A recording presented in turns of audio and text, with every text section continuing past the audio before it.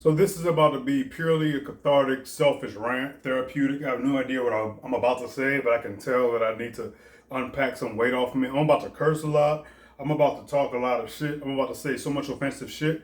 And a lot of that offensive shit will be due to the inability to interpret what I'm saying properly.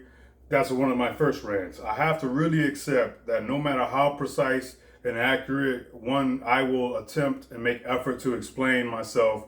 A motherfucker will always, there'll always be some motherfucker to misunderstand, to misinterpret. You know why? Because you toxic fucks love to misinterpret and deflect for the sake of dodging any notion about the reality of your own toxicity. And here's the flip side, motherfucker, I don't care about my toxicity in the sense that I know I'm toxic as fuck. I am making every effort to do something about it. And yes, that is the difference that makes all the difference. And then you can even measure it. You can even say, okay, you say you're doing something about it. Let's see. Let's see, is the proof in the pudding? That's where you have to then decide whether or not you can be toxic as fuck and then say, I'm trying, but then you keep doing it, keep doing it, keep doing it. Or you can be toxic as fuck saying I'm trying, then there's evidence that you're not doing it, not doing it, not doing it. Yes, it's that simple, you stupid fuck. And then so what I'm saying is all you celebrity worshiping, material, superficial, obsessed people with your dissatisfied, unhappy, hollow ass lives, you wonder why the fuck you feel emptiness. You wonder why the fuck you feel discombobulated. You wonder why you're so off and so angry and so resentful. Listen, you'll be angry, resentful, all this shit just because existence is a bitch. Existence in and of itself, the tragedy of life is intrinsically, life is a tragic joke. This is something that I can't respect people's mentalities and their initial perceptions as well. I'm going on rants and tangents. I'm all over the place. I don't give a fuck.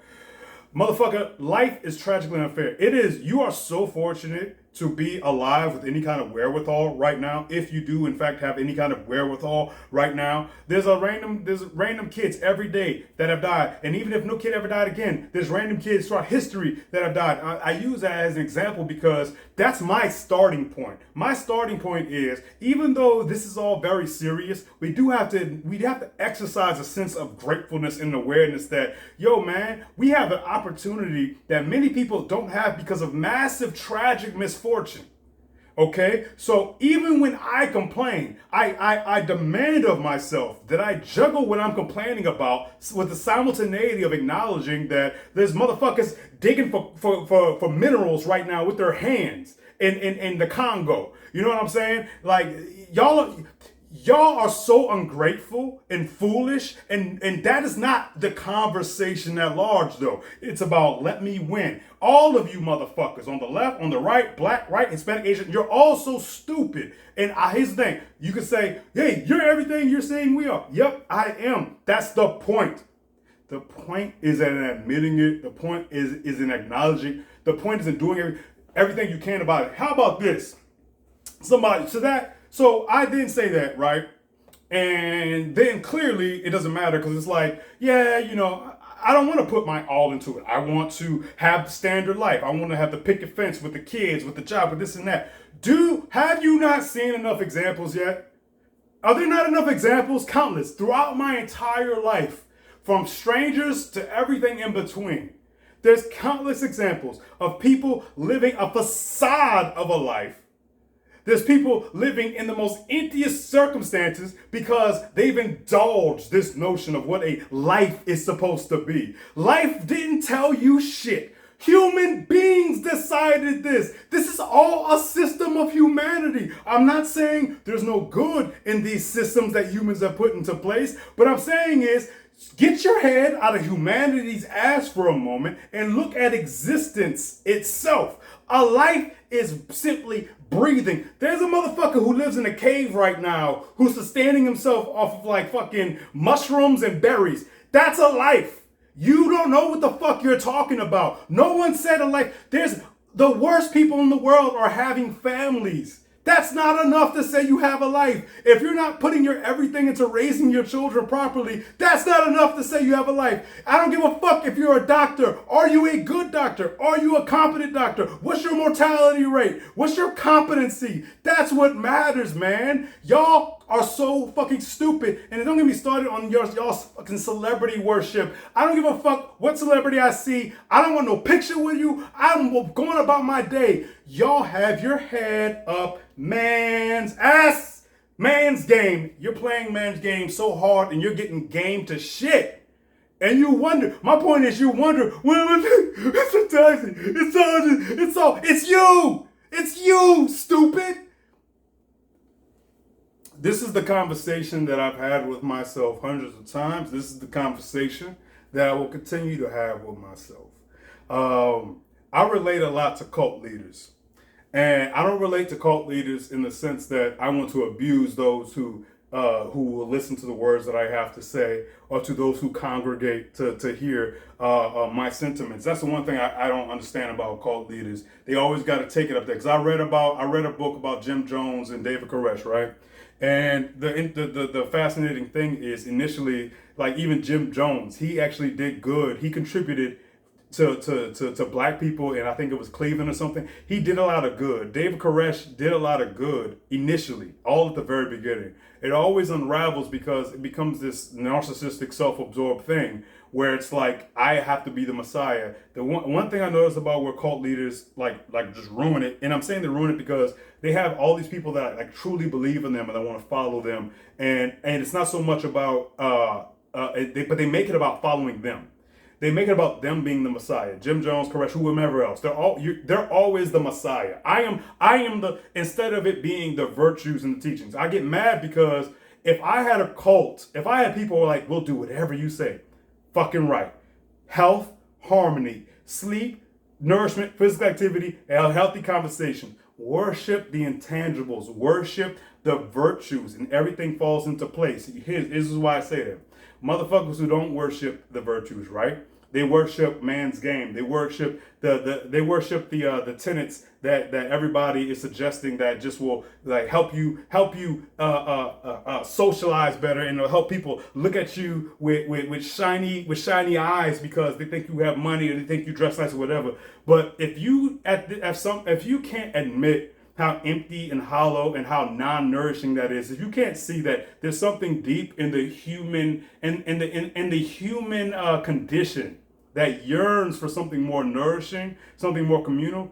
I say this, I'm joking all around. I'm not even finishing my fucking points. There's this video of these people in Pakistan and India, right? They're doing these vendors. They're making these drinks, these syrupy drinks. And everybody, shit's like, there's millions of views, right? It's very relaxing in its own way. But then you go to the comments, you see everybody talking shit, talking about how dirty. It's so dirty, it's so dirty, it's so dirty.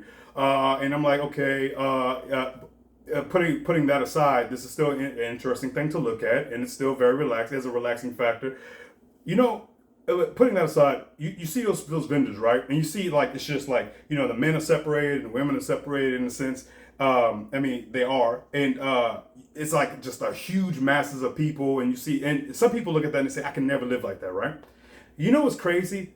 When I watch those videos, a lot of the energy I get is more communal. It's a more communal kind of energy than any motherfucker would get in any facet of their everyday life in America. There's a lot of people, I'm not saying all, I'm not saying that's the way that we should be living. I'm saying there's a depressed, empty person right now in America who would be better off if their soul was in one of those people's bodies. Because at the very least, they're getting something more that intangible more. I am not saying it's everybody's cup of tea. I'm not saying that I would like to live in those circumstances. I'm saying that for a lot of people, all they know is shallow. All they know is material. All they know is the empty, artificial bullshit. And at the very least, that pace and everything, everybody's kind of like just moving about. I'm saying I'm not glorifying the harsh circumstances of another country. What I'm glorifying is I think that what I'm trying to suggest, there's something so deeply seated within us that needs that kind of communal, like organic, authentic, brotherly, sisterly interaction with our neighbors that we don't get in America. And I'm saying, and that's what I'm speaking to. I'm speaking to this. What I'm trying to say, man, is you're all stupid as fuck. And you all will continue to be stupid and continue to be unhealthy, and you continue to feel like shit. You continue to think like shit. You continue to have relationships that are like shit. You continue to have all this stuff, all this negative in your life, and it's because you're not dropping to your knees and admitting, I am dumb, I am a fool, I am attached and glued to all the things that don't help me. And it's for what? To people please? For who? Who the fuck are these people that you need to love you? Like, I don't see what they offer except just empty. It's like it's just nothing but lip service because somebody's just there. Like, motherfuckers like just bodies around, you know, but they don't like the truth of, man, you know, I love talking with John. I love talking with Jane because when I talk, they're just so mindful and they're just so introspective and reflective. They're just so they just reciprocate so much. They have a genuine interest in my well-being, a genuine interest in my development. So that so why? So that we can handle the harsh unfairness of life that much better. So that we could be that much better people. So we can have that much better of a community. To me, there's nothing worse than having people in your life that you say, these are my loved ones, these is my family, these are my friends, these are my neighbors, and out of nowhere you just get hit with toxic bullshit, and there's no mechanism in place, being healthy conversations, in order to bring y'all back to it. It's like y'all are such little bitches. Everybody thinks hardness is just being able to throw a punch. Hardness is not about that. Bravery is being able to use your words and communicate in a precise in a way where your interest is not in winning. Whenever I tell anybody anything, no one believes this about me. It's hard. It's clearly hard to believe. I don't care about winning, motherfucker. All I care about is me and you being our best. I think, and I've been thinking about this, like, why especially do I not care about winning? You know also why I don't care about winning? I'll give you this. I'll give you this. This is just so hard to believe that I don't give a shit about winning. It's because if no one ever said anything negative to me ever again or interacted with me in an unhealthy way ever again, I still naturally, intrinsically have my defects. I have these toxic inclinations, self-destructive inclinations.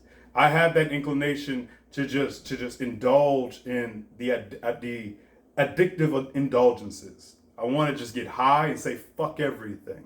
That is what my base self would like to do. But that leads to seeking stimulation, no matter the negative consequence. And that leads to a slippery slope where that takes a momentum of its own. But that's my point, man. Everybody, if you don't engage in the practices and the lifestyle that I'm suggesting, you will inevitably, almost certainly, have such significant consequences, and it'll be too late in a sense. It'll be so much harder to become healthy. It'll be so much harder to mend those relationships. It'll be so much harder to undo all the damage. That's why I preach about what I preach about and talk about what I talk about. What I'm speaking to is valuable as fuck. It's so valuable and priceless. It's so fucking valuable. And it's not about me though. It's not about me. If everybody was talking about this, I'd shut the fuck up and I'd be focused on something else. But I really do believe I'm a bit of a zealot for this. That's why I call myself a cult leader. I relate to a cult leader in the sense that I'm so impassioned and I'm so ready to just be like, yo, let's get a fucking compound and live in our slice of somewhere in this country where we are developing our own culture. Because what we call culture right now is it's shit in America. What we refer to as culture, it's utter shit. It's not healthy. It's not good for your soul. It's not good for your mind and body. It's nonsense, man. And until we admit that it's just a negative, it's a negative feedback loop that we engage in. I don't know, man. But I mean, that being said, stop fucking complaining then if you ain't gonna try. I'm done.